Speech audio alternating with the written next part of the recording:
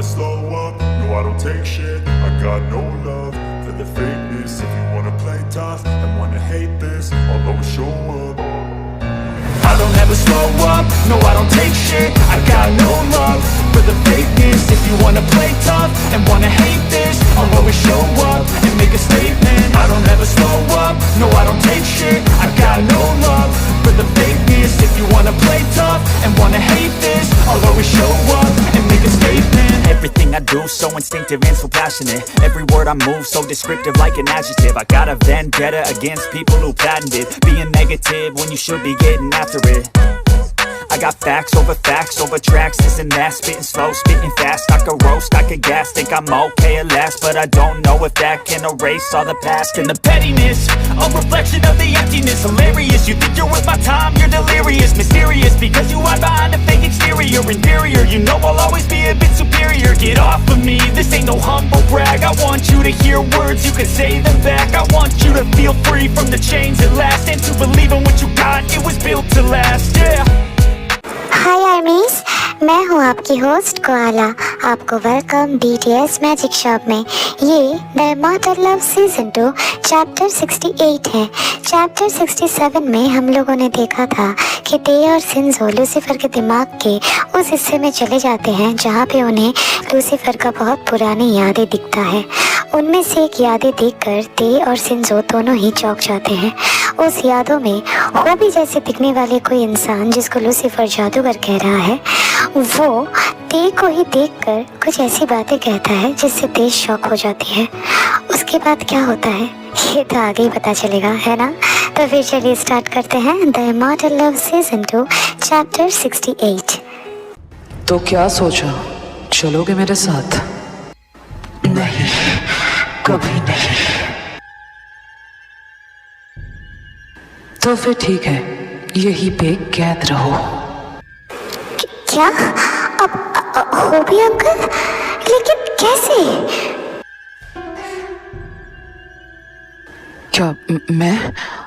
लेकिन मैं कैसे? ये सब कुछ? तुम मुझे हमेशा के लिए कैद करके नहीं रख सकते जादूगर।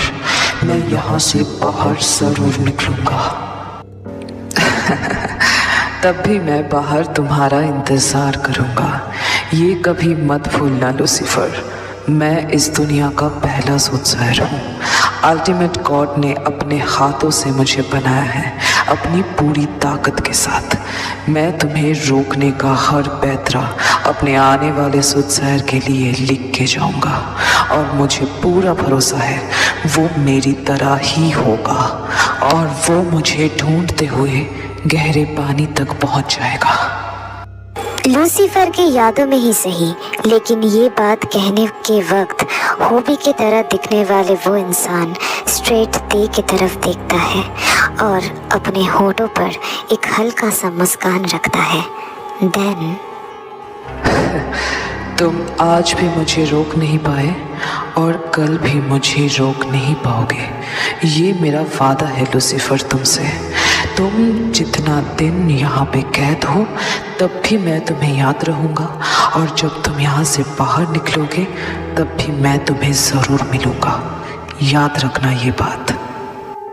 उसके बाद ही वो यादों का कमरा अंधेरा हो जाता है, मानो कि स्टेज में कोई ड्रामा चल रहा था और अभी वो सारा ड्रामा खत्म हो गया है और सारे आर्टिस्ट स्टेज से उतर गए हैं, इसलिए स्टेज पूरा अंधेरा हो गया है।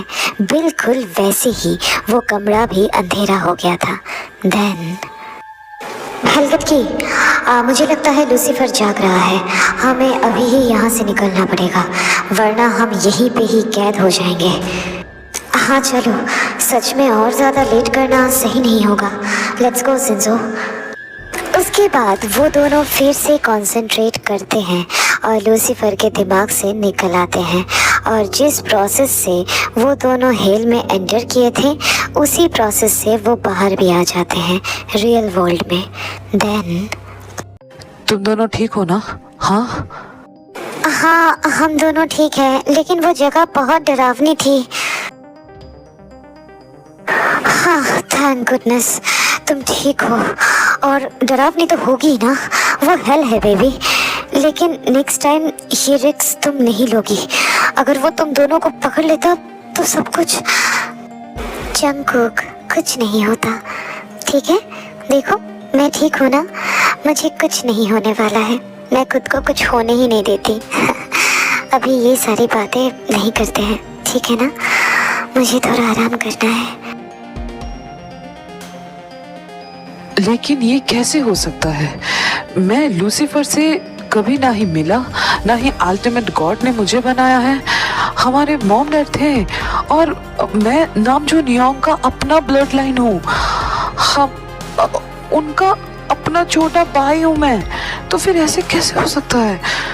It's totally impossible.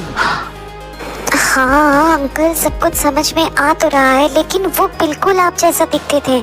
अब प्रॉपर आप जैसा तो नहीं, थोड़ा सा अलग। उनके लंबे लंबे बाल थे, चमकती हुई आंखें, पावरफुल ऑरा, आप जैसा ही लेकिन थोड़ा और पावरफुल। और लूसीफर उसे जादूगर एड्रेस कर रहा था। क्या जादूगर? गांगो, तुम मुझे जादूगर एड्रेस करते हो ना?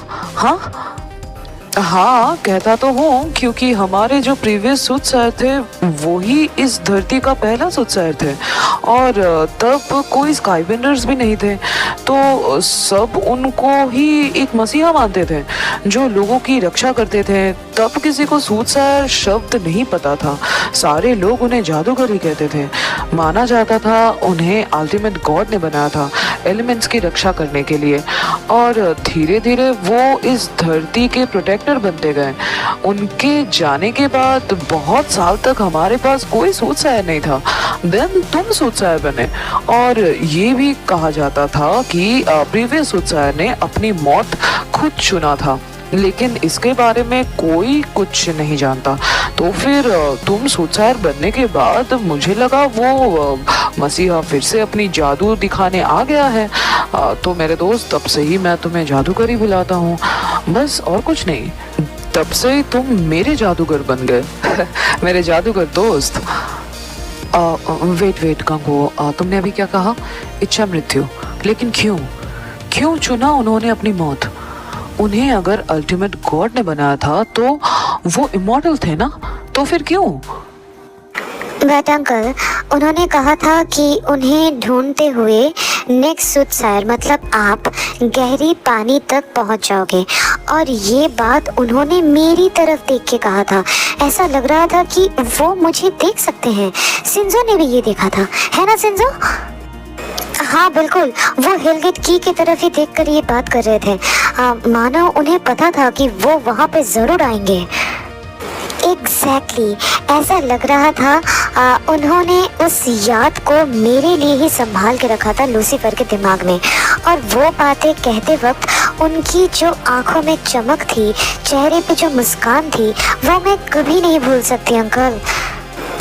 शायद वो चाहते थे कि उनका ये मैसेज तुम अंकल तक पहुंचाओ। मतलब उनका जो एटीट्यूड एक्सप्रेशन था ना, वो सुनकर तो यही लगता है ना?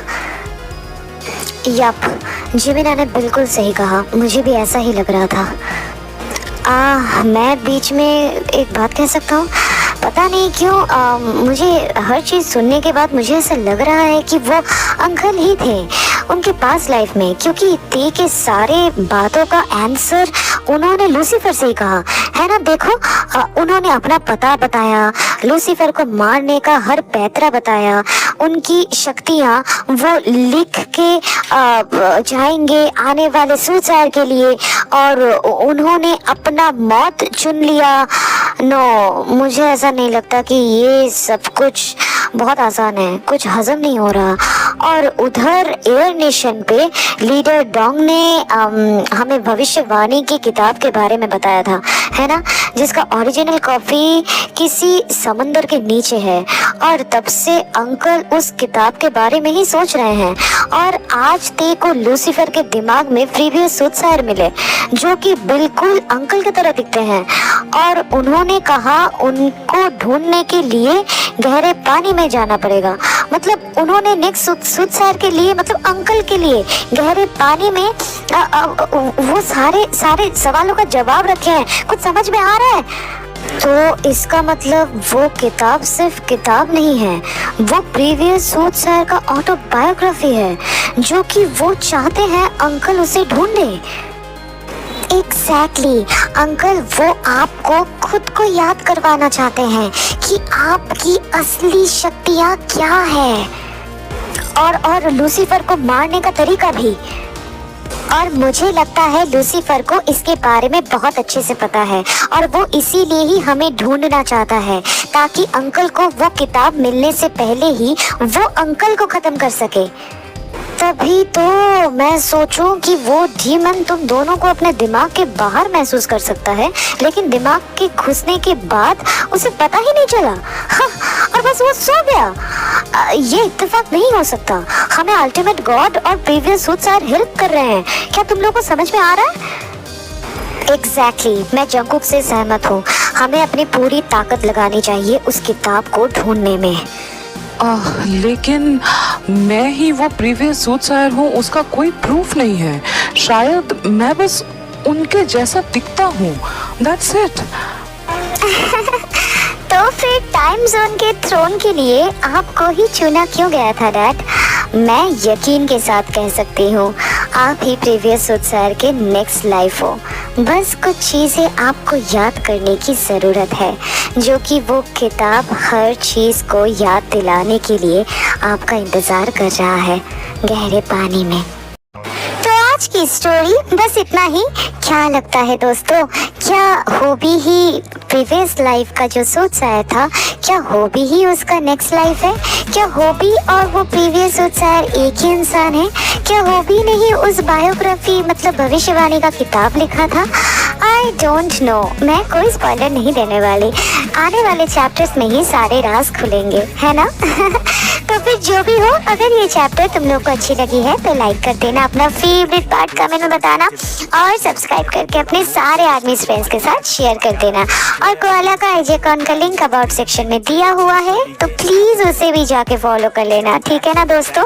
और हाँ, हर कोई को कह रही हूँ, हर किसी को कह रही हूँ कि प्लीज नोटिफिकेशन का जो बार है उसे ऑन करके रखना, और उसको ऑल भी कर देना, ताकि हर एक नोटिफिकेशन तुम सबको मिले, ठीक है? तो जो भी हो, तो फिर मैं मिलती हूँ नेक्स्ट चैप्टर के साथ। तब तक लव योरसेल्फ, थैंक यू, सारंगेयो, बाय बाय गाइस, बाय।